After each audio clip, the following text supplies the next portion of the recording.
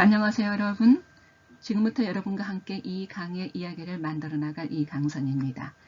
우선 제목부터 시작할까요? 이 강의 제목은 표현하는 읽기, 생생하게 읽기입니다. 제목이 좀 이상하죠? 사실 이 강의는 제 경험에서 나왔습니다. 아마 여러분도 저와 동일한 경험을 많이 하셨을 텐데요. 여러분 웹툰, 게임, 애니메이션, 영화, 소설 좋아하시죠? 특히 이 소설 중에서 위저드 베이커리나 마당을 나온 암탉 같은 소설은 참 재미있게 읽었을 것입니다. 그런데 읽으면서 의아하지 않으셨나요? 왜 어떤 이야기는 마음을 흔들고 어떤 이야기는 지나가 버릴까? 왜 어떤 글은 평생 잊혀지지 않을까? 그렇다면 왜 이야기는 이렇게 생생할까 하는 의문을 가졌을 겁니다. 제가 거기서 찾아낸 결론은요. 내가 주인공처럼 읽으면 어떨까였습니다. 저는 이것을 생생한 읽기라고 부르는데요. 우리는 보통 읽기를 어떻게 하나요? 보통 읽기라고 말하면 남이 쓰거나 표현하는 것을 눈으로 읽는 수동적인 읽기를 말하죠.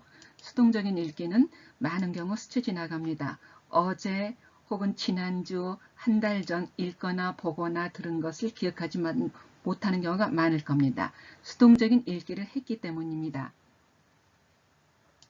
자, 지금까지 보통의 읽기를 이야기했습니다. 그러면 생생한 읽기는 무엇일까요? 그림을 한 장 볼까요? 이 그림은 그림책, 책 먹는 여우에서 가져왔습니다.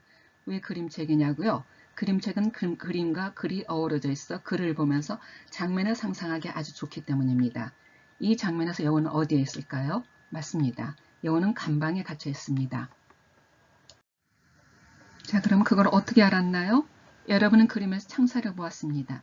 또 화살표가 문을 향하고 있는 것도 보았습니다. 게다가 벽에는 시계가 걸려있죠. 그리고 여우가 고개를 갸웃하고 있는 것과 여우의 뭉게그림처럼 책에 실루엣이 있는 것을 보았습니다. 감방에서 문을 바라본다. 시계를 자꾸 쳐다본다. 고개를 갸웃하고 있다. 즉 여우는 의심하면서 누군가를 기다리고 있는 것이죠.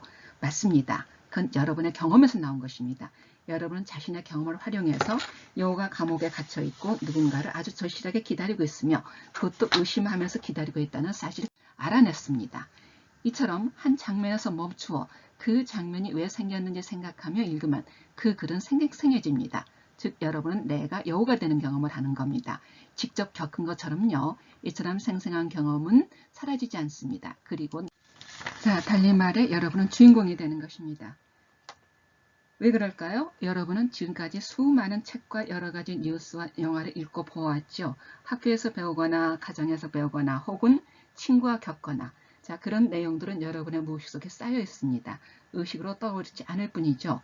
그렇다면 지금 여러분은 무의식 속에 쌓인 내용을 불러와서 여우의 장면을 이해한 것입니다. 매번 이처럼 상상력을 발휘해 읽는다면 어떨까요? 다른 이의 경험이 곧 내 경험이 되는 것입니다. 달리 말해서 여러분은 책 속의 주인공이 되는 것입니다. 자, 다시 여우로 돌아가 봅시다. 여러분은 여우가 빛나리 아저씨를 기다린 이유가 궁금하죠? 그건 여우가 감방에 갇혔기 때문입니다. 그러면 감방에 갇힌 이유가 또 궁금하죠? 그건 여우가 책을 훔쳤기 때문입니다. 아니, 훔친 게 아니라 강도질을 했기 때문이죠. 왜 강도질을 했느냐고요? 책을 좋아했습니다. 얼마나 책을 좋아하면 책을 강도질했을까요? 즉 원인이 행동을 만들고 행동이 사건을 만들고 사건에 대한 결과가 나오고 거기에 대해서 반응이 나오는 거죠. 즉 조건이 결과를 만들어내는 것입니다. 이것이 바로 생생한 읽기이고 느리게 읽기입니다. 사건이 만들어진 조건, 인물이 반응하는 이유를 직접 겪어서 알아내는 것이죠. 자, 그렇다면 그것이 여러분이 목표로 삼는 문학 콘텐츠와 어떤 관련이 있을까요?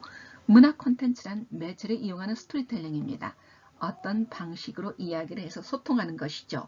여러분이 잘 아는 웹툰, 영화, 소설, 노래, 뮤지컬, 만화, 게임 등 모두가 그렇습니다.